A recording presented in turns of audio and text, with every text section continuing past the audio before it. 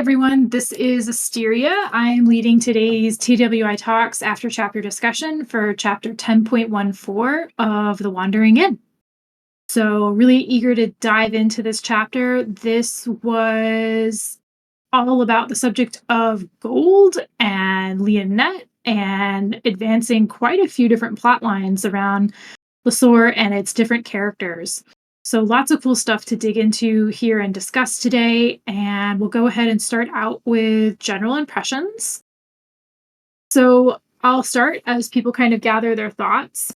I'd say that this chapter for me kind of started out pretty slow, a little bit of a meander, didn't quite grab my attention. Subject matter was interesting, but kind of a slow pace. But man, by the end, I was hooked and then super, super frustrated by that cliffhanger because I'm like, huh, princess on a rampage, man. Like, come on, let's go.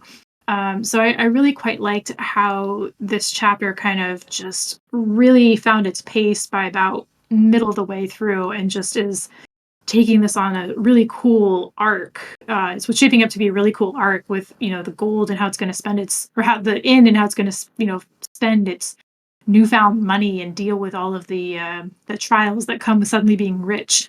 What a difference from early volume 1. But enough from me. Let's hear from some of our other discussion participants today. Yash Ketchum, you're up first.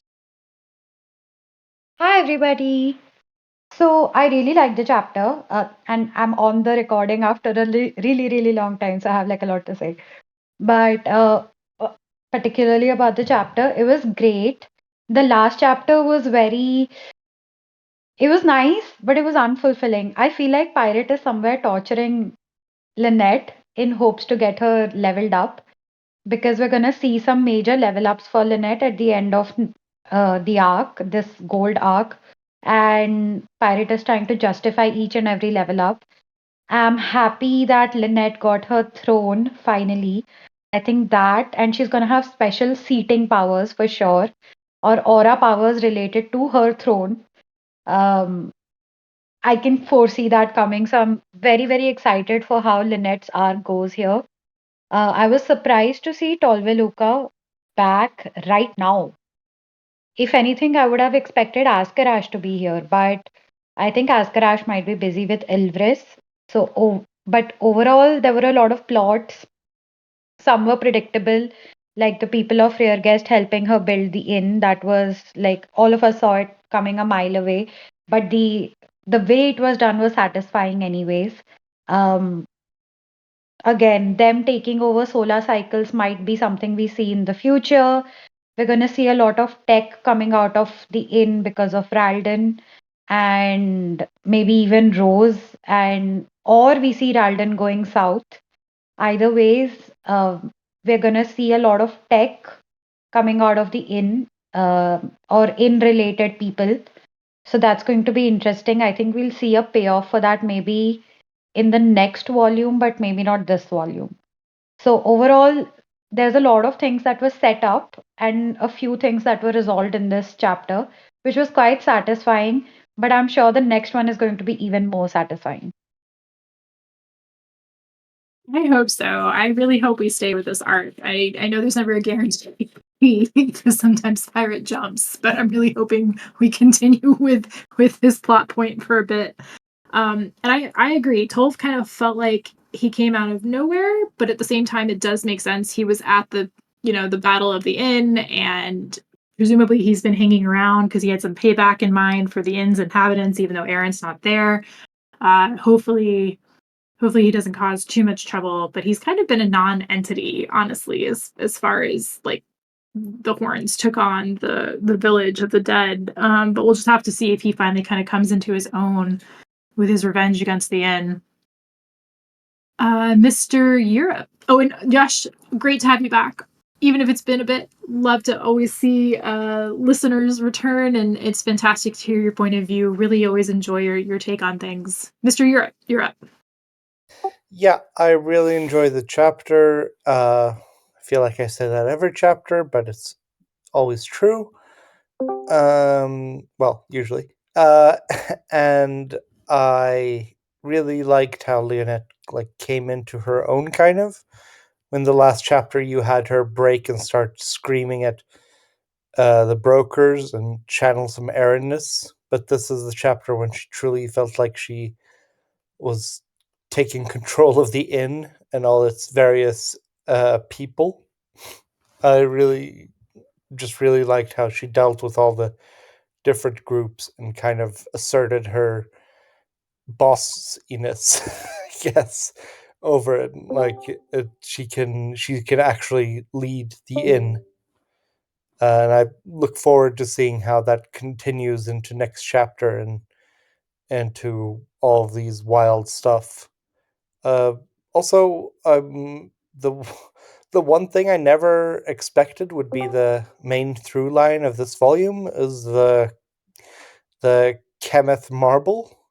It's just showing up everywhere now, and everyone's dealing in it. And I would never ever have guessed the inn being built from it from when it was introduced. But yeah, the really just liking how everything's shaping up to be, and how they're like how especially how the old in characters are coming in, like, or not necessarily old, even from Ralden to actual staples like Octavia and Bird last chapter, of course, and now we just have Numtung, who's out moping around doing whatever. Oh my gosh, yes. So many characters that we've just been like wondering what's going on with them. And Numtung, I think is the big holdout that we haven't really seen anything from. So maybe he'll pop up again in a chapter, hopefully next chapter, but we'll see. But yeah, wow. The marble just kind of showing up feels like a little bit out of nowhere these last couple Everywhere. chapters. Every single Yeah, chapter. yeah, but I guess like we knew the inn rebuild was coming, and they presumably had to build it out of a new epic material. So I guess this slots in quite nicely. But I'm really excited to see development on Empire of the Sands. That has been a dangling plot point for volumes, and now we're finally getting some advancement there. Yeah, just want to add that the only thing I'm now fully expecting that the Fairling settlement that Aaron is going to be entirely made out of Chemeth marble. Or something even more. And I will circle back to like what people have been saying about the necromancers and the bicycle, like Kevin's bicycle. You know, somebody had to kind of take on hopefully the bicycle shop, and we've got these new arrivals that have displayed their skills similar to Pisces, right? That they kind of have this ability where they can create these kind of complex objects that make up the bicycles that smiths and things have a really hard time at, and it kind of displays the versatility of the necromancer class, and I think that's really cool. And I'm glad to see that Kevin's solar cycles maybe live on through these new necromancers that have arrived at the end. So we'll read some comments and then we'll circle to you, Mafia Hamster. Thanks for being patient. Kinea says they agree with this. They agree with me. Slow in the beginning, but there were some pretty cool parts later, especially for them the Yellerone War and Talvi's part. It was also good seeing the inn people coming into one mind about the gold and how to go forward. And we got multiple agreement emotes with that. Bleachel says they really like this chapter a lot. It was interesting to see how the gold affects different people. Poor Antinium could not handle free gold. This is the first time they've ever read where math was used in an interesting way in a story. I didn't like the entitlement of Leonette in this chapter, but it was great to see Nerul again. Also, Raldon will be the new Kevin, as in developing and engineering new things. Great point. Like, man, Raldon kind of revealing what he's been up to and some cool plans that hopefully the inn can advance some money towards. Really hoping to see more of him around the inn. Kel says they wanted the inn to be rebuilt from the bones of the giant of her guest. Unhappy face, so Pisces could come back and animate it, and we could finally get a wandering inn. I think it's going to be more the innkeeper that wanders, less so the wandering inn, but who knows? And they might use the bones. It kind of makes sense that they'd use that in addition to the marble. So hopefully we'll see that development there. Superbred Ninja says their theory has been that the inn's magic reserve increase from the marble will be what brings Aaron home. The extra magic will somehow upgrade the door skill by the end of the volume, allowing Aaron to return via the door. That's a good point. We don't really know what the marble does, right? It has different impacts and skills depending on who utilizes it. So, could be actually, Kel, that's how we end up with a Wandering Inn, is literally takes on its powers from the name. So, who knows? It's a good point, though, Superbred Ninja. Geiger says they're intrigued about high-level crazies Leonette plans to pull together. They feel hints are there, but not quite enough to guess. The math war was awesome, and they didn't understand it at all. Okay, so Solidation there with you. Didn't quite get it myself, but I was like, complex. Definitely some research done there. Didn't quite follow, but it was pretty cool. Superbred Ninja says we know the marble is one of the best materials for holding magic from 10.06, I think. So good point. There's some cool stuff with the marble. I'm eager to see how that plays out as well. Mafia Hamster, why don't you wrap us up on general impressions before we jump into the discussion questions? I wanted to agree with what you said. It was a slow start, but I also like the slow starts. I just like slice of life in the Wandering Inn. And in pirate fashion, it ramped up. And yeah, there was a lot I liked about this chapter. Rune and his war, for me, definitely the highlight to have. I mean, I'm not sure if we knew his level by now, but that he is level 46 really shocked me. That there's another almost name rank status character just sitting there and being awesome. Working for Aaron is nice.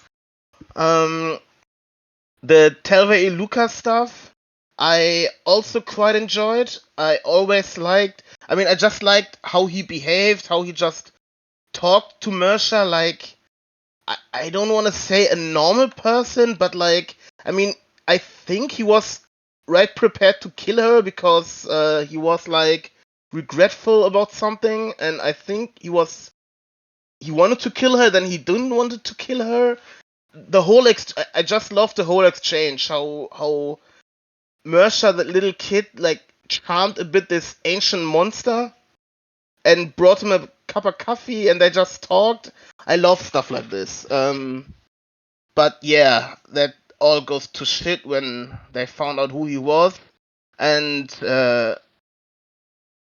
I'm not sure how I like the explanation from Teriak and the unicorn why they didn't fight him, because they're cowards at the end. I'm not sure. I don't know. But yeah, there had to be a reason why they just don't just get rid of him. Yeah. Yeah, I like the explanation between the two immortals too. I know readers have been complaining, myself included, complaining a little bit that they're fairly useless for high powered level individuals. But I mean, the reason that they're old and still around is they do carry that fear of death, right? They've been there, they've done that, they've seen that. Like, it makes sense why they're kind of holding back, because even if 99.999%, right, they'll be able to handle it. It's still that little niggling feeling where they've seen comrades die, right? And they don't want to risk it. And that's why they're still here. In fact, Teriarch is back from death, right? He's died. He had to come back via scroll of resurrection. So True. it makes sense that they're kind of not putting themselves into the fight. It'll be interesting what, finally kind of motivates them to get fully involved. But yeah, I was happy to kind of see that conversation as well play out, and it helps Leonette kind of understand Mm-hmm. the next in a long line of And Lionette women is fighters. what I forget. Lionette is shaping up. I mean, she always was a great character, but Mhm. going completely. I want to see her go completely nuts, and I can't That's wait for her, because what we're getting right now is again a setup, and at some mhm. point Pirate is gonna deliver again. and we are building her up to do something amazing, I guess, something worthy of Erin's little princess. And I can't wait for it. It's gonna be amazing. Have to think it's coming, especially with, Mishra diving under the bed and being like, she's Mm-hmm. Paige, like it has to be coming. And I'm really, really hoping that's what we see next chapter and we don't lose the momentum by jumping to a different one.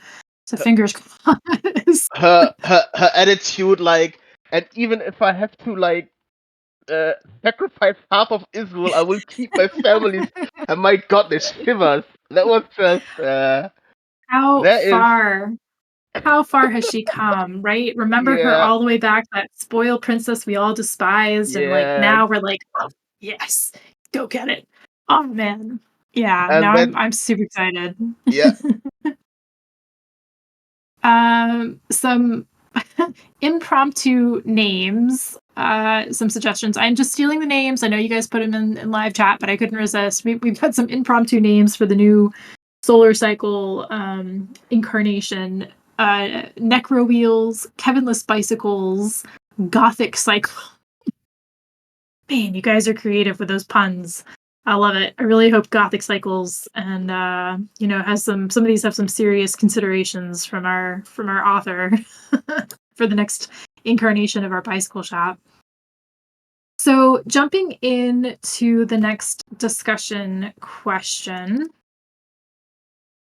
we've got, what are your thoughts about the diplomacy haggle with the Empire of Sands, specifically the diplomat? Or merchant diplomat, in fact. And on the Empire of Sands, did they make an alliance with Rashal? What will the consequences of the deal be if so? And sort of tying that into, right, Leonette's considering that bargain. She is seriously tempted. So what is going to kind of play out, right? If she accepts that deal, presumably she's got a pile of research coming, right? So she presumably is going to look at the research, maybe find out whatever Calenfar knows before she makes any kind of deals. Right? She's kind of playing it safe. So, but if she does end up tying herself to the Empire of Sands, we know Rashal is trying to get into Israel. This could be another avenue. Because I believe the Empire has made a deal with Rashal, but correct me if I'm wrong on that. So that's super concerning. So interested to hear what you guys kind of thought of that scene, the potential ramifications, and you can kind of tackle this maybe from like a just plot theorizing, but also like maybe on the writing style as well with how it's presented. Did you kind of like enjoy the scene? Did it play out the tension, the drama? How did this work for you? Yash Keshem, you're up first. So, in terms of how the scene was written, I was okay with it. I mean, I didn't really feel the tension. I feel like, I don't know, maybe because the setup for the Empire of Sands wasn't as much as, we would have expected for a scene like this. I was pretty neutral on the whole thing. Um, Whether or not they're dealing with Rochelle, I think if Lynette is smart enough and if she does find uh, she does want to advance Erin's interests as well as the Inn's, um, she's going to make sure that any contract that she signs with any country will have a no Rochelle clause, like something that says that they will not engage with them if they engage with Rochelle, if that makes sense. Because the inn, uh, given its situation and where it is, and almost kingdom-like status, I think they would hold some sway over nations like Empire of Sands and so on. And I think this could be a bargaining chip. If Germana agrees not to deal with Rochelle, there's nothing wrong. There's nothing stopping Lynette from mining her own Shimat marble. And so I think the negotiations are going to play out a lot. And here is where I have a theory. I think Lynette has been crying a lot about security and spies and so on. We've seen a lot of times that when the inn has an enemy, they try to bring the enemy over to their side. somehow. It might just happen that with, I'm not entirely sure where Fieri is, but Lynette might start her own counterintelligence for the inn so that she can get intel on the people that she's dealing with and make better deals. Now, she would have been able, I don't know how much Erin is going to be able to help here with her the secret room, but I can see I can see Lynette doing something similar where she has all the, because she, to make a fair deal, she's going to need all the information. So she's going to have to invest resources in counterintelligence. I can see that happening. Like, at least I feel like there have been hints and clues in the story, which says that it'll happen. I think that'll also play into Lynette's overarching role. I think she's going to level up to maybe like a regent class from just a princess, where she'll have like a bunch of villages and people under her protection, under the inn's protection, where Erin may still be the innkeeper, but she'll make deals for her regency or her regentdom. I don't know what it's called, but her space that she's protecting, and she might enforce better laws that uh, are in the favor of her people. Yeah, Yeah, that's those are about it. really good points. Like, I mean, even if Lena doesn't kind of think of these clauses, she's got the knights, right? That are basically diplomacy knights. And she's got her mother also kind of looking in on her. So presumably somebody would kind of catch, like you said, exactly, like catch that, add that to the clauses, especially with the run-ins between Aaron and Rashal. Like, hopefully that's accounted for in any contracts that might be signed. But it would be super, super cool if like Aaron kind of, or not Aaron, Leonette starts up her own counter spy business. I mean, she has to, right? She can't just rely on that from other people. She's got to kind of have her own in-house documentation. In addition to whatever she gets from other people in Kellenfer as well, just to kind of start up all of that networking business that she's kind of getting into. So those are some great points. Morchin says Leonette has to accept the deal. The inn needs every friend they can get. They can only hope that the Empire is not too tight ties with Rashal. Leonette will have to go a dangerous route. It is a fine line, right? She can't necessarily accept every deal that comes her way because they all have strings attached. So hopefully she's able to walk that line and not get herself into too much trouble. We didn't quite see everybody who approached her, but there are definitely some big players that we know that she should be careful about, but not necessarily that maybe she recognizes. So it'll be interesting to see who, in addition to the Empire, kind of approached her and is trying to kind of wiggle their way in. Because they're not all friendly. Samu, your thoughts? Yeah, first of all, to the whole haggle thing, I think it was a great scene, especially because we've got to see another inn, which is always fun to see other inns because of the comparison to the Wandering Inn and this really interesting skill about remembering hunger. I'm not sure how Pirate comes up with those skills and how they play into a scene like that, but I think that was really neatly done, especially with Lionette's history with uh, hunger and stuff, and how that played into the whole thing, and how that kind of was the first thing that Lionette kind of had over the other diplomat. I really enjoyed the scene. Also, Leonette using her skills in that sense. I think we've seen more skills used for her in this chapter than for a long time. So it was really cool to see her also more unused skills like trifling incentive.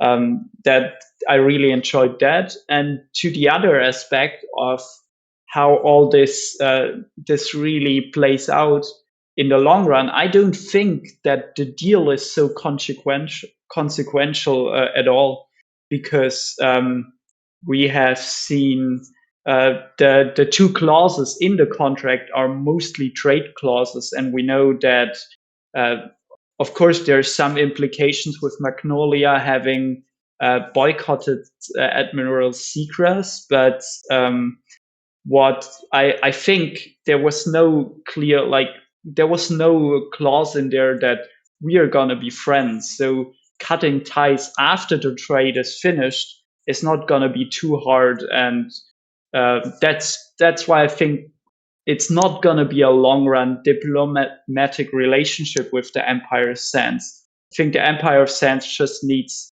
the money for the helmet back, and Lionett has money, and that's most of what will happen there. There will be not much other exchange even. So the only thing that I would point out is, if I recall, wasn't there a part of the clause that was fairly generous with trade? Like the Wandering Inn gets basically a long-term trade deal. That was kind of like a concerning. Like, I don't think they just make their exchange and then they're done. It does sound like kind of the Empire of Sands trying to get some hooks into the inn if they can. And we know that once they make it, they're unlikely to give it up. Go ahead. Yeah, there is this part that every ship that is bound for Israel has to allot at least a tenth of its stuff to the Wandering Inn, or a space for a tenth of the stuff for a certain threshold of tons per month. And that seems more like an option to me that the Wandering Inn can take, but doesn't need to take. And we also, because of that fallout of Magnolia and Admiral Seacrest, I don't think the Empire of Sands will have that many ships sent to Israel, because Magnolia will also have so Seacrest won't get too close to Magnolia too often. So that option will not even be that big of a deal in the long run, I think. So I don't think it's very binding on the side of the inn. So that's all. That's why I don't think it's that consequential, that part. Okay, that's a good point. Yeah, so yeah, I think you're right. There's some wiggle room in there if the inn needs to divest itself of the connection. The only other concern would be that, like, if they do transport the marble, I don't know, like they sneak in detecting skills, or like curse, like something that they, if the inn is built out of that marble, right? If they use the marble as part of the inn's build, hope they go over it for some sort of like detection skills, or something, right? Because I wouldn't put it past the Empire to kind of sneak in some stuff if they can into the marble, if they transport it over and the deal's taken. So it looks like those are the final thoughts about the diplomacy scene. Let's jump ahead to our Earthers. So this is the first time that we've seen Raldon and Rose, and I think this is the first time they've met as well. I don't think they're aware of each other. And we know that Aaron had pretty big interaction with Raldon, but not so much with Rose, despite being, Rose has had all this great character development down south with the Knolls. So, how did you guys feel about seeing Raldon and Rose again? We know Rose is a little bit lonely. Raldon's a little worried about being back and getting involved with the inn, but Kevin kind of made a huge impact on him, despite them only knowing each other very briefly. So, what wonders of the earth will they bring? What kind of impact do you have, or think they'll have on the inn? I was impressed. We mentioned this earlier, as people kind of gather their thoughts. I was excited to see Raldon's mention of the steam engine, development of the cars. He's got that batteryless light that he's working on. There's a lot of cool stuff I think that they can bring. My concern with Rose is that she's got those ties to the Knolls, so I wonder if she's going to end up back down there, or she's going to try and find a path forward with the inn somehow. What do you guys think? And as we pause and wait to see what people think.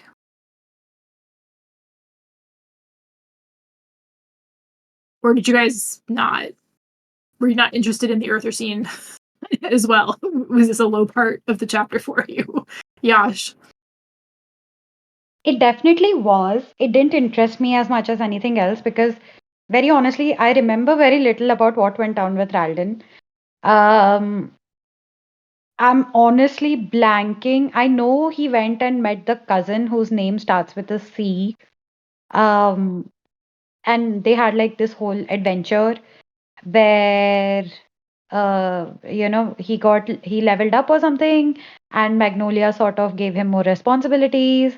And yeah, like it kind of, I'm a little blank on it, but maybe that was why it didn't impact me as much because again, like these aren't very recurring characters, right?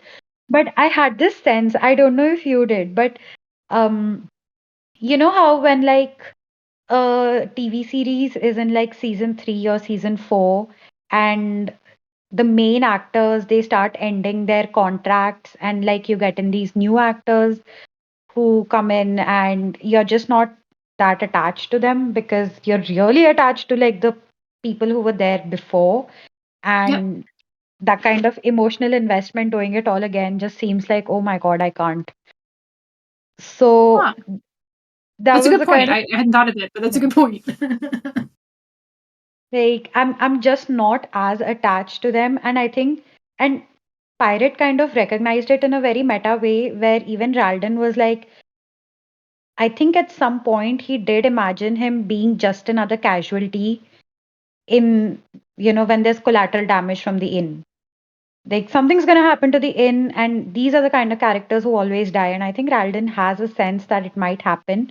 It might not, because he has pointed it out. It might not. He might actually survive the whole stint in Inworld. But it just seems to me like he's here as a plot device and very little else, where he's going to, uh, again, he's here as somebody who's going to start pumping out tech. We'll probably see the perpetual motion machine. We'll probably see the applications of those in locomotives. It's not very difficult to imagine a perpetual locomotive machine with gears and wheels making, with the help of the necromancers, they start making different devices and so on. Especially with the help of the Knolls, they can get printouts from, the world of you and me. And that's very easily transferable to Rose, who can then manufacture them here. There can be a lot of information sharing that happens between the Knolls and the inn. And you can see some of the tech start coming out. And so I had this kind of thought, Hmm. uh, the bones, right? Yeah. The bones of the giant, they are extremely powerful.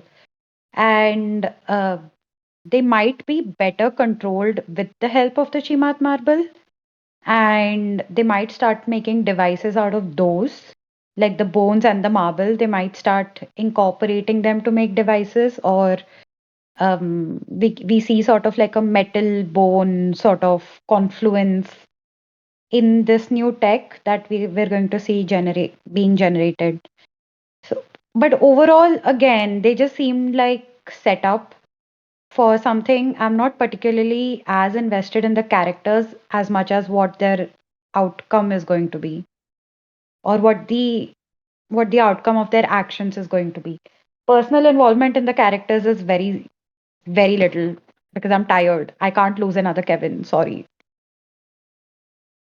It's interesting. So it's not just because we see Leonette actually echo what you're saying, right? She doesn't want to get invested. She doesn't, we've seen that kind of over a few chapters from several characters. They don't want to get invested. They don't want to hurt again. And it's interesting to see the same thing from our readers as well.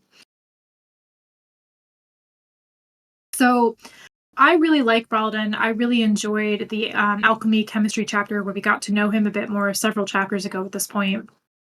And I was excited to see him back. But I think you're right. Like, it's kind of on Pirate to really kind of make us come to the care for the characters. But it's also going to be hard if we potentially are at risk of losing them again. But hopefully they're not just there to kind of fill a slot to develop the tech. And we do kind of have this constant cycle at the end where we get to know characters, we fall in love with them, they die, they disappear, the next inn's guests come through, and I think we're on like I don't even know. We must be on the 7th cycle of this at this point, and it gets harder each time. Super Red Ninja points out that I was referring to the perpetual motion machine, which Yosh Ketchum referred to quite well. So that was the machine I was talking about earlier. Tell says they were mostly just annoyed with Rose for being so careless about everything. I think that's a perpetual complaint with Rose, is that she's very gung-ho, but she just has no common sense. And she still hasn't quite figured that out yet when it comes to dealing with Salas, or, just being like, hey, you're kind of a friend of the inn. Guess what? Here's this like giant gold pile. I was going to check in with Leonette, but no, here it is. So I think that's a fair point from Kel. Geiger, what are your thoughts? Yeah, so I like that perspective you guys were bringing there, to this idea that uh, they're kind of in a meta way showing us, haha, look at this, Ralden's back, but he thinks he's going to be on the slot to be next to die, etc. Um, I think I disagree though, because I do feel that he was one of those volume 9 characters that was introduced that was intended to be someone later on. I think that's why he came out of nowhere and was given basically entire 50,000 word chapter, basically about himself in some capacity. And I really have seen the times he's introduced, the times he's brought in, it feels like he does have a future part to play, as not just some guy who made something, but as someone who is a key part of the future, which is why when I was talking about those high level crazies earlier that Lionette's trying to surround herself with, because she doesn't have the time to make the Magnolia Maids or the Throne Bearers, the Light Bearers, whatever. It's really one of those opportunities where Raldian comes in and is this super expert in chemistry, becoming crazy good at alchemy and making lots of relationships all around Israel. That if you have someone like that on your side, where he's contributing for almost nothing back in a lot of ways to alchemy, he's making a lot of friends who don't necessarily want him to stop that. So it's one of those situations where I think he's being brought in, especially with having a room to himself already, and he's being given this opportunity to be an ally, a good PR person, a good person for the inn, and also someone who's able to contribute a lot more to what they're going for and their goals. He does seem to have a major part to play. You're right, actually. He was a volume 9 character, but we've had prior characters that were introduced that, I mean, gosh, I think it was Clara, the gun girl. We had like one perspective from her, and we haven't seen her in quite a while. So it'll be interesting to see if Ralden becomes kind of one of our major point of view characters, or if he is kind of just drifts in and out of the plot. But you're right. I mean, had an entire chapter, quite long one. So maybe he'll kind of become a major character, and maybe Rose also has a chance to shine now that some of the other Earthers, our mainstays, have died or moved elsewhere. Brack Giraffe says Ralden is great. Rose feels like she still thinks that this is all a game, preaching the ideals of the latest charismatic character who gave her an opinion and looking for a quest that will let her make it all better so she can win and quit playing and go home now. All right, so maybe Rose needs one of our character dev chapters to get some development going and grow up a little bit. Whimsical Banana says cars go vroom, and I believe Samu, you're up. Yeah, I would disagree with the thing that Rose doesn't have a plan or a storyline to follow yet. I think with the Salas chapter, we've seen where she's gonna go. She's full on the turn scale thing. And maybe you could disagree a little bit with her approach to certain things. And she does seem a little bit like the troublemaker she's now is, and a little bit not careful enough. But I think both of them have Ralden as well. I totally agree with the speaker before me here that Ralden also has a lot of things going on, and with all the stuff in Israel he's doing, and they both have goals now, and I think for Ralden, especially, we've seen that I think one of the first sentences he said when he realized there was the box, that why didn't you produce healing potions? And I think that shows a lot what he is and how knowledgeable he is about the world and how to solve problems already, in some sense a little bit diametrical to Rose. I think both of them have their storylines now, and that we're gonna see a lot more good things from them, and also definitely not just plot things. They've both grown in their own right now. For Rose, we need a little bit more, but I think they're both going into gonna have interesting storylines this volume. That's a good point. They're still fairly kind of low level, less experienced characters, and keeping their development going helps keep our older characters' development in perspective, right? When we're just with Erin and she's leveling like crazy and she has her experiences, it's hard to kind of keep in perspective how far she's advanced. I mean, we get told it, but it really kind of comes across when we see it from other characters' perspectives, like Raldon, like Rose. And I think that's kind of a nice use of their characters at the very least, even if you're not kind of interested in their stories. Seeing their point of view on the world does kind of advance everyone else's story as well. Let's see, Cahill 1 says, it's interesting that Rose makes the argument that Ryoka's idea of not bringing Earth tech is no longer valid, but Raldon also suggests that Kevin died because he was too disruptive with tech. There's that balance again, but I think the cat's out of the bag. People are advancing. The Earthers should use every advantage that they have to basically make sure they don't end up dead. And so Raldon makes a really good point. Like, let's use what we have, and we don't even necessarily have enough knowledge to make use of everything that we know. So any progress that can be made on that is going to help them stay alive. So moving on from this topic, we've mentioned it a few times. It was quite a bit of discussion on the main server. What are your thoughts on the battle of math and numbers? How many levels did Nerul gain? The MVP move of close the contract on reasonable demand saved the day. He gave Yeleron the best of assists.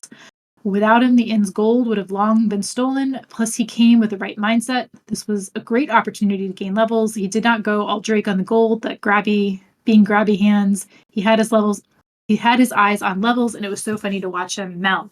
So this comment / question kind of deals with this section of the chapter where both of our characters are just trying in any way possible to stop this investigation reveal of all of the new wealth that the inn has acquired from all these kind of grasping secretaries and numerology people. What did you guys feel? This was the energy charge section of the chapter for me. I was kind of blown away. This is where it kind of really started grabbing my interest and attention. Euron's whole war and trying to figure out the best way to prevent all of these this craziness. I didn't quite follow all of the mathematics, but I did get the energy, and that's what I really liked about this section, was just all the energy and seeing all these characters from all over the world that we've seen just nods to. So I really enjoyed this. Yash, what are your thoughts? It was fantastic. I think this was like my favorite portion of any chapter, like ever. Like, this was, my goodness, I have not enjoyed a story more than when I was watching the Battle of Numbers. Like, it was amazing. And so the best part was when they moved away from numbers and went to higher order mathematics. Like, it was still not very complicated. It was okay. Like Heisenberg's principle and all. And this is like high school stuff, right? So it was, I had to remember it. And it was such a nice reminder. I was like, wait, I've seen this formula before. And I'm like, oh, this is the Heisenberg's principle. And, then it kind of started all, it started like a memory lane, which was slightly traumatic, but also like really fun. And, as a kid, I used to be a math geek, and it was really, really fun reading all of it. Uh, I especially like the cheekiness of how Pirate tried to introduce formulas that are completely arbitrary. We grappled with the concept of infinities, and that was really really interesting. Like really, like the impact of what I understood from this section as it pertains to skills and the grand design. I don't know how much the grand design understands. I think the grand design is not meant to be a supercomputer. I think it's just a data set, so the numbers don't really matter to the grand design as much. Well, it's more than a data set. It's an intelligence. It's an artificial intelligence, right? And the it deals with the metadata of what the characters are. So I don't think the grand design had any stake in what the numbers were doing, or what the numbers were, or what the formula were. I think it was looking at the complexity and the mental strain that the formulas inflicted on people. I think grappling with infinity is definitely going to help people level up, not just Yelron. This whole incident might even help Sally uh, level up, which would be really interesting. And overall, this was numbers, diplomacy, geopolitics, and everything. It was just perfect. It was absolutely perfect. And yeah, I mean, come on, we got Heisenberg's uncertainty principle. We got an addition to the formula where the momentum, the relative position of hiking Peric's, the electron on a hiking Peric's crown. That's going to be, even if the crown was stationary, finding the exact position of that electron would be near impossible. So I was really, really excited about how cheeky they were with what they were assigning to the variables. So overall, it was really fun. I'm really glad that Pirate took the time to get us acquainted with all of this. Like, of course, the energy was great too, but when you act for somebody who's looking really well, who's looking to actually, go along with the math, it was fun. It was a great effort and it was a lot of fun. I think that's awesome. I can hear the joy in your voice for this section. And it's cool to see kind of like what different people, based on the different experiences, like take away from the different sections of writing. And I think that's what, like, this section really shows why The Wandering Inn is just as popular as it is. Because, right, Pirate really tries to get into the specifics and apply them in really kind of cool, creative ways that you wouldn't otherwise think of. And this section really displays that. And you're right. Like, so it wasn't just math, like, it was geopolitics. We got that drop, right? That lore drop about the Merchants Guild and contracts, right? That dates back to Nahavia, where she basically added literal teeth to contract brokering. And so, Euleron seems to have put a new spin on contracts, like stuff that people haven't seen before. Whether or not that kind of changes the system, don't know. There was some discussion that we were having a little bit earlier before the recording started with regard to this. So whether the system kind of uses this to develop itself further and take note, whether or not it knows these mathematics, up for debate. I'm of the opinion that it probably didn't. This is new to it.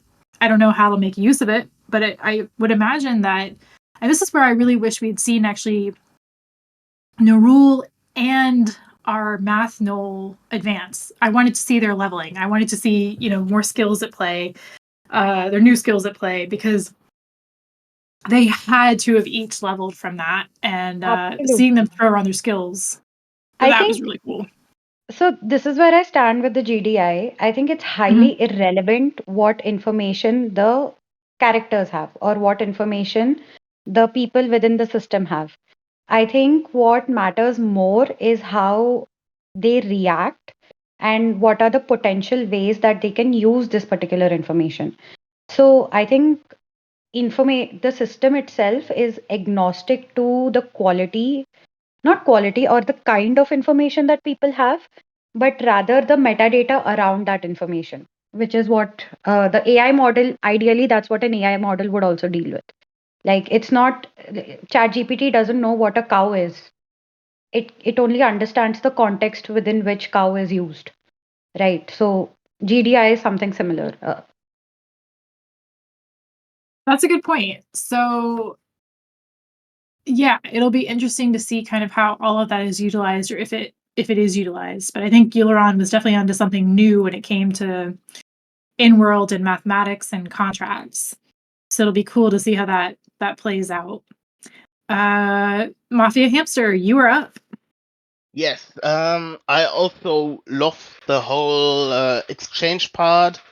I don't know if it makes sense, but it kind of reminded me of the cheesy 90 movie Hackers, but not like they had a full on battle over a network with attacks and counterattacks and you use this and then I use that, and it was there was such an anime moment where just one guy totally pops off and defends the inn with like uh, against the attacks of all these high level individuals. I mean, because to hear everybody use their skills on the inn or on this.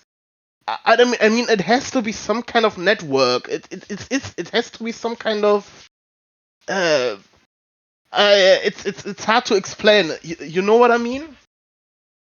Because we we we it was a full on battle. It's hard to explain.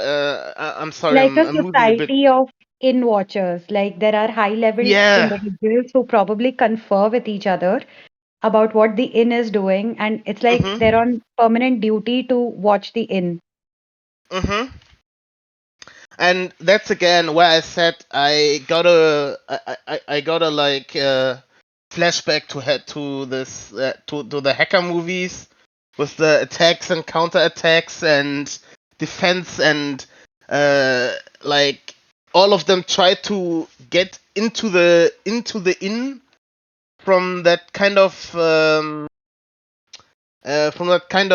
viewpoint, from like through data. I mean, because all they tried was to get some numbers or to get something, to get information, and he just defended everything. Like it was such an anime moment, and I loved it.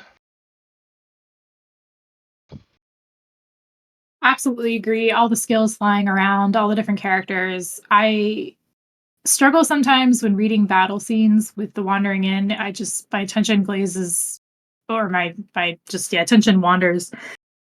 This was super easy to follow, gripped me every single step of the way. Really, really enjoyed it. And I just really would love to see more of this kind of writing and more of this kind of like skill based, not Mhm. even diplomacy, but just like these kind of meta wars that are going on like halfway across the world with all these different people. This was a lot of fun. Samu, why don't you wrap us up on this question? Yeah, just one thing I found also, besides all the stuff that was pure gold in the whole scene. Two things rather is that one, I at the start of the thing I thought it's so hard to believe that Yaruguan is fighting with Sully on this 50 plus level person, and then at the end of the scene you realize Yaruguan is not that far behind in levels. That I found really interesting. And Nerul definitely isn't either. He's definitely 40 plus, if not 50 plus. And then the other thing was really the one sentence about all the martial artists in Pommel cheering on Sully in her battle. That I really loved about that. That was really fun as well. Yeah, the battle of numbers. I think, yeah, I think our diplomat and our math knoll have won a few enemies there. So hopefully that doesn't come back to bite them. So lots of agreement, lots of fun with that question. let's go over to the Necro Village. So finally, the Necro Village is, helping to build the inn and their village, thoughts about the design, the future hire. I know we're a little bit probably, some of us are a bit tired of new characters, but we did have this very kind of heart-wrenching scene with this village during the Christmas chapter. Oh gosh, way back now, right? Especially the development of the Solstice Knights. So yeah, what are your thoughts, especially seeing Mishra interact with them and getting to know kind of some new characters? Are you excited to see their involvement with the inn? Are you a little bit not sure where it's going to go? How are you guys feeling about these guys? Personally, I thought they were pretty cool. I'm intrigued to see them with another aspect of necromancy. I'm excited to see Leonette dealing with her feelings with Torin through them, and I think they're kind of nice on all fronts for moving sort of plot forward and character development forward. Yash, Ketchum, what are your thoughts? So I had a bit of doubt here. Now, it obviously their attitude towards life sort of reminded me of Celt. I did like them for the very reason that Mersha also liked them. At heart, they are Indians in the sense that they don't really want to work hard, so they find solutions where they don't have to work hard with the resources that they have. So I felt a very community kinship with them because I'm like, this is the kind of things that my people do. So, that was really cool. But I I love that. do. I love that. I want to be Continue. like you when I grow up. Awesome. Just lazy.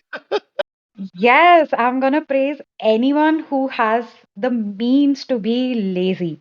And not like because of money, but because of their intellect. Like that is so satisfying. Hmm. But yeah, that was really great. And but I do see them encountering, and I wonder why they haven't encountered this problem yet. They rely so heavily on semi-automated skeletons, right? They have complex command sequences, the skeletons are not sentient, and overall semi autonomous. Now, my question is there are no souls. So, when they say my grandmother, I had imagined at some point maybe uh, indeed the souls of the people who had died were aiding them on. Unless there is a different kind of pact that Celt made with its dead. But if they have not, then they may hold the key to Kelt's survival. If they're not reliant on the souls of the dead to power, if not reanimate, but to power the skeletons, then the way they are doing it might very well be the solution to how Kelt approaches its problem of uh, soulless skeletons, so to speak.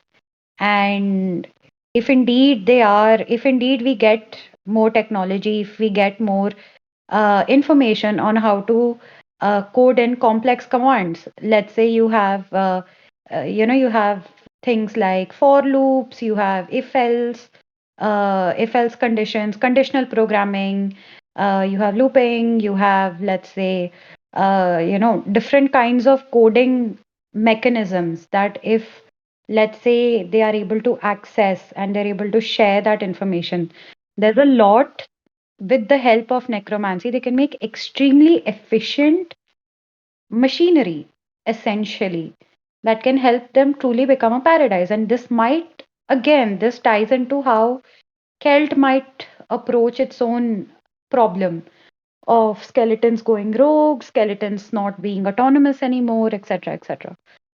So yeah, like overall, I think this particular community is very important for characters that have already been established earlier, such as Celt, such as even maybe the Necromancer, uh, in how he tries to automate semi-sentient or even sentient golem like creatures.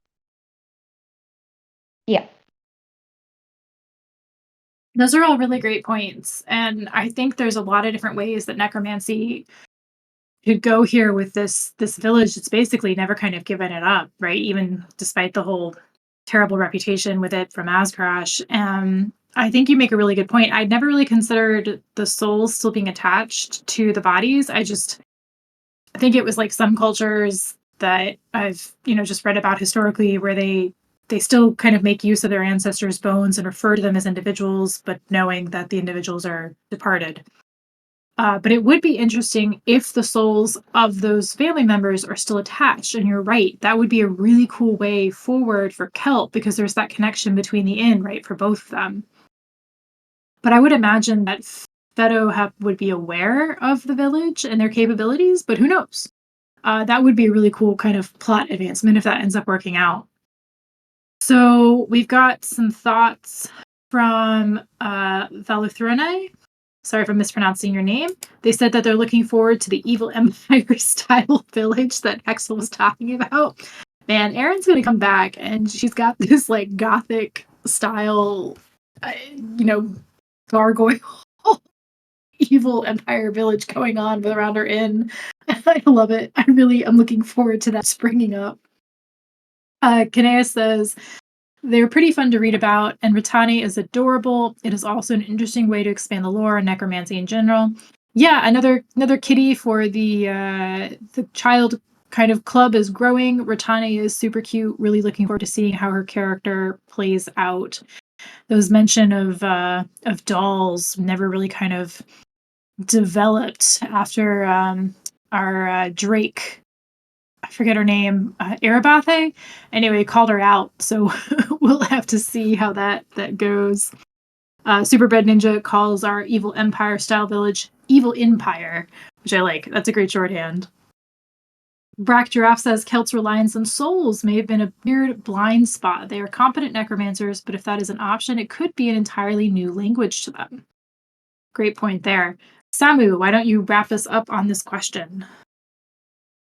Yeah, I just want to say I totally agree with you on that those the necromancers can really drive forward a lot of plot points with the death magic problem of Liskor, with Pisces and Ama, and how they're kind of bad at necromancy still when it comes to the details, as well as the mage plot. So a level 40 necromancer might also be interested thing for our future mage academy.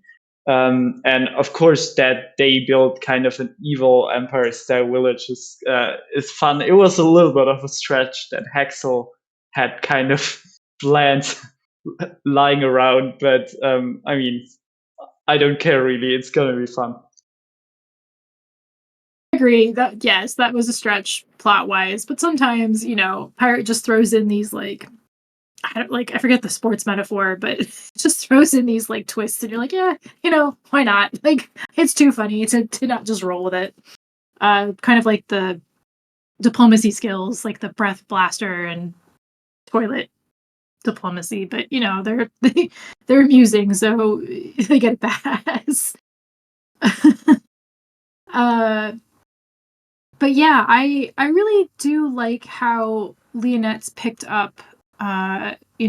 She was a little bit leery at first of dealing with a necromancy crowd and even having them sort of build up around the inn, but she's really kind of starting to champion their cause, and I think through that she's gaining a lot more self-assurance and confidence, which is really, really exciting to see.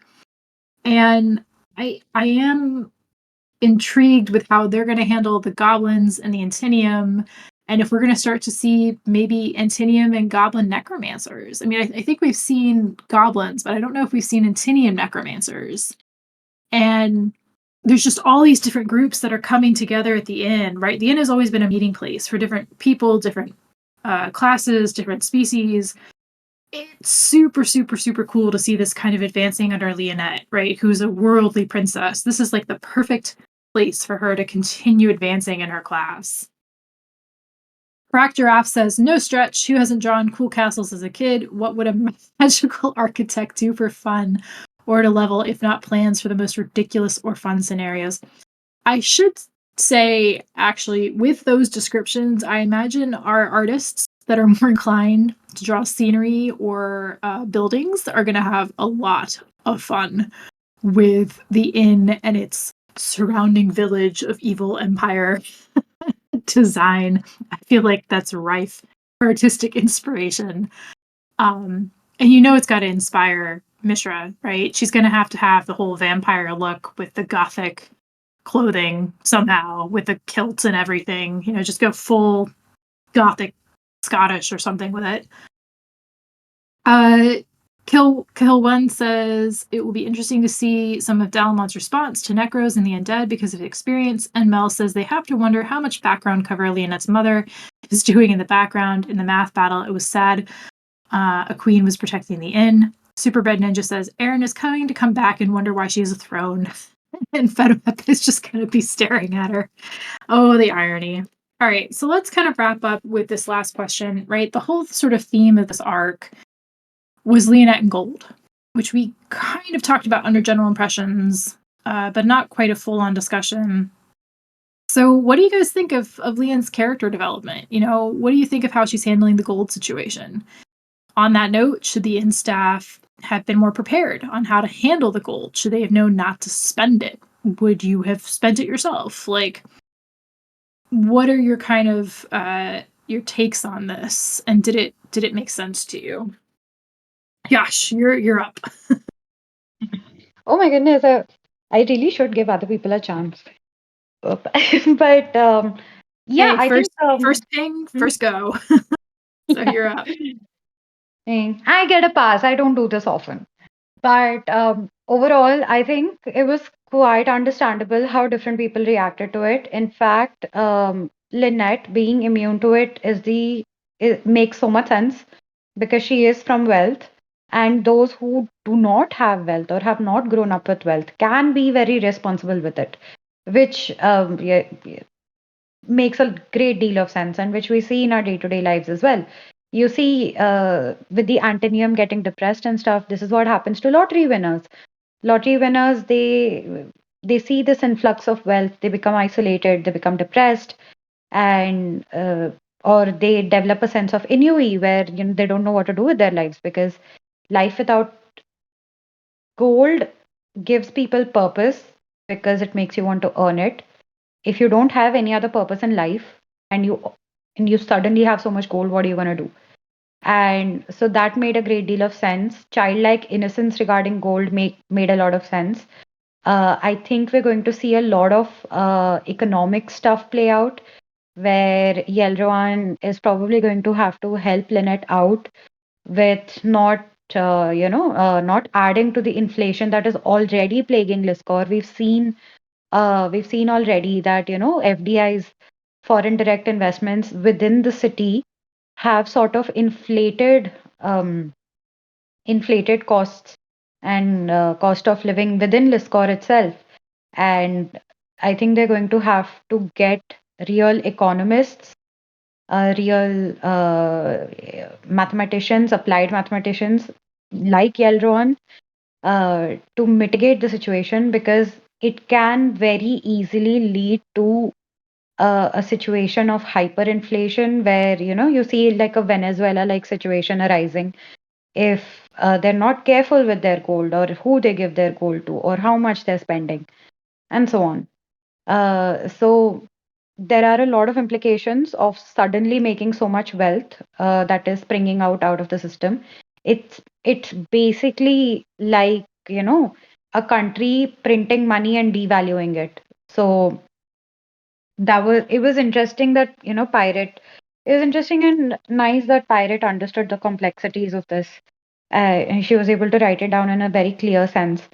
What Of course they can mitigate this by buying stuff for the inn itself, for reinforcing the inn, which is what Lynette is trying to do, which I'm really happy about. As long as they don't spend money within the local economy of Liscor, I think Liscor should be largely unaffected. So, yeah, basically that. Also, I'm really surprised that, there's a shortage of Antinium. Uh, Gosh, I mean, if you look at the character, well, at least if you look at how public acceptance to Antinium has gone, The fact that there are no more Antonium left indicates that people have accepted them in different roles in different places, and Antonium are just like any other source of labor, they're limited, they are well priced, and this is what happens in economies, you start losing labor as well. So we've seen Liscor go from like a developing economy to a semi-developed economy, which is really great. Like from an economics point of view, it's really great. Yeah, I don't know. Like overall, Lynette, she is dealing with problems that are properly princess or, royalty like, because this is what princesses and kings and queens have to deal with. I really want her to, I want her to get like a queen class. I think we've already seen it. Somebody called her queen. Queen of the Wandering, well, Queen of the Antinium, I think it was, right? That's what she told her workers in the end. But yeah, Exactly. no, Queen of the Inn. She ran away from a kingdom and she's managed to build one. Exactly. Like, I love it.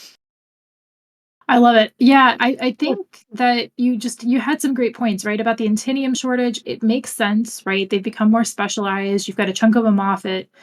Oslium's War. There's another one that's, in a totally new hive. You've got people kind of the cleaners, like they eventually that was a source that was going to run out, especially if the queen isn't making as many new workers like she was.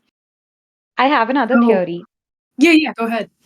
If now that we've seen that the vampire family is more or less doing really well, we might see an influx of vampires, and we might see them working in tandem with Ehrgeist.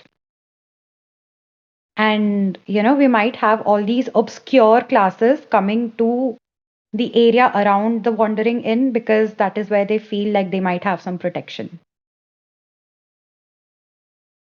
I think we did Like, have an influx of vampires already, right? Because they put out the call when they had to leave the silver ridden lands. That's what led correct, but they everybody haven't come to kind here of yet. resettle.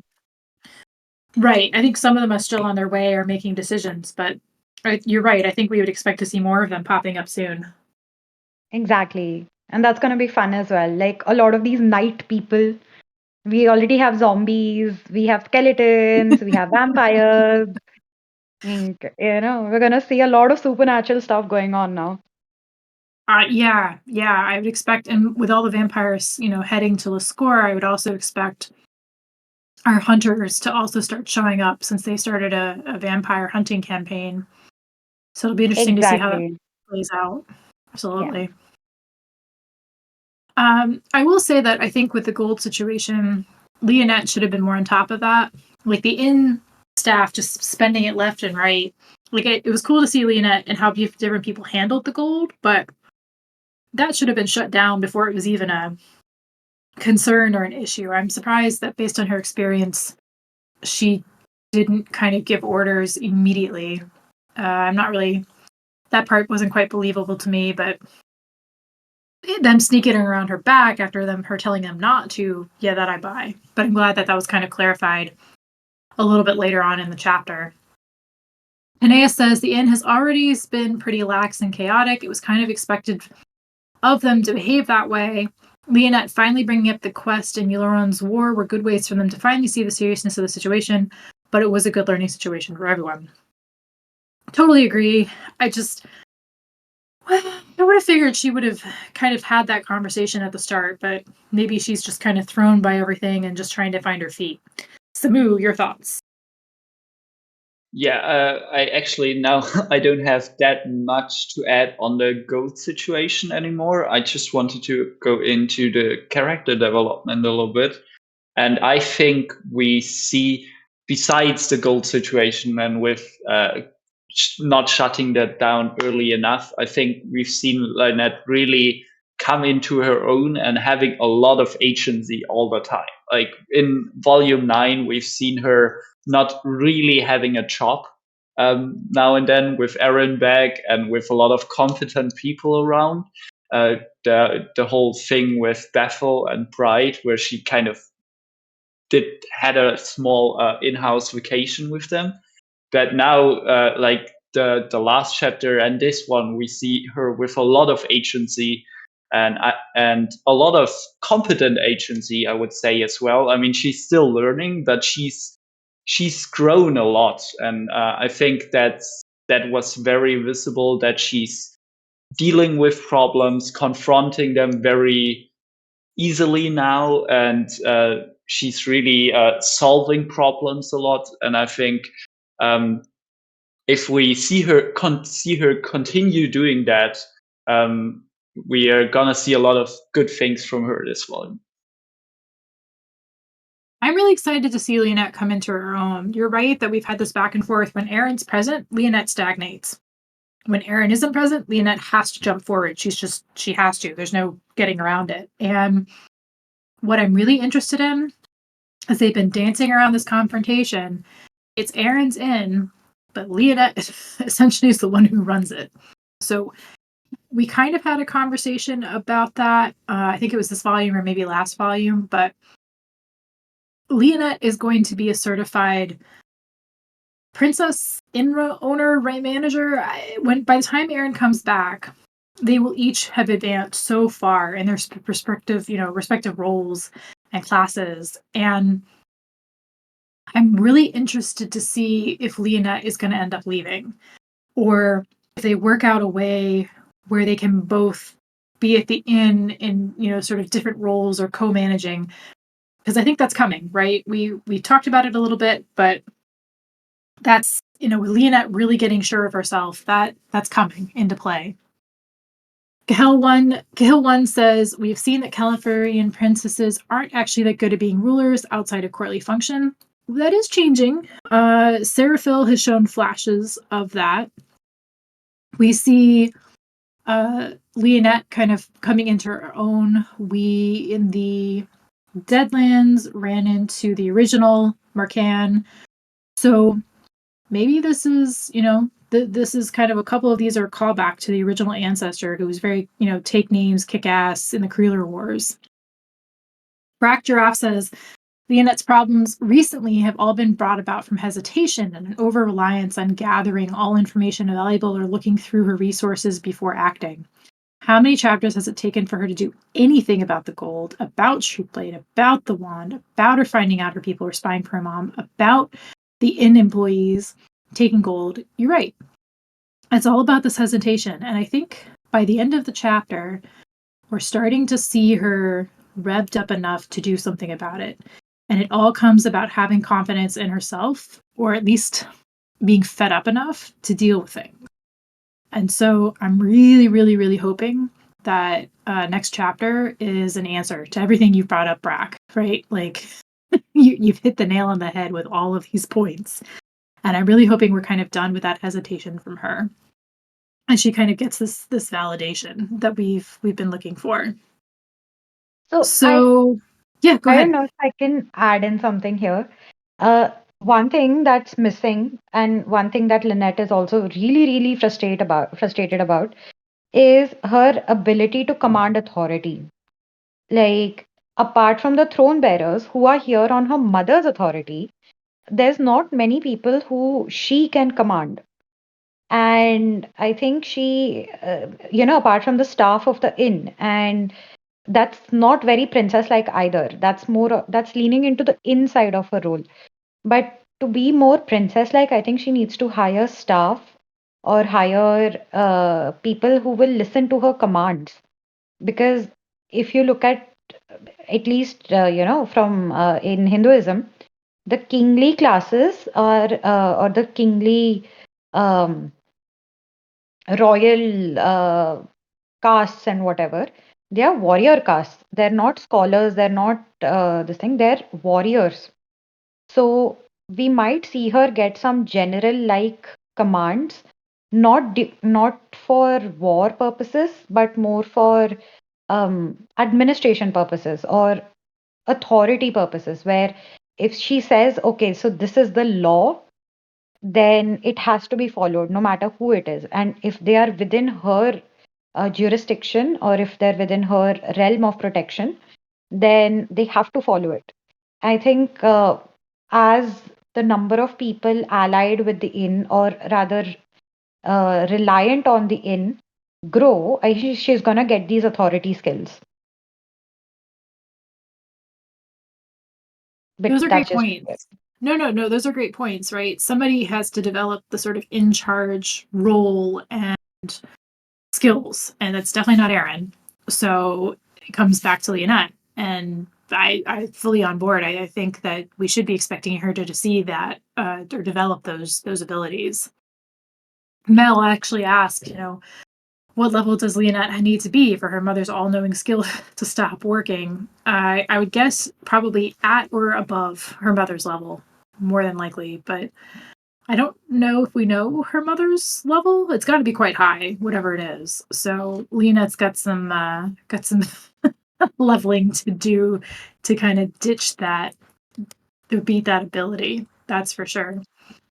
So let's kind of wrap up here. Thanks for coming to the recorded section of the after chapter discussion for 10.14. You guys had a lot of interesting and great points. Super excited to see how all these theories kind of play out as we continue this arc. But we'll go ahead and kill the recording here and discussion can continue afterwards.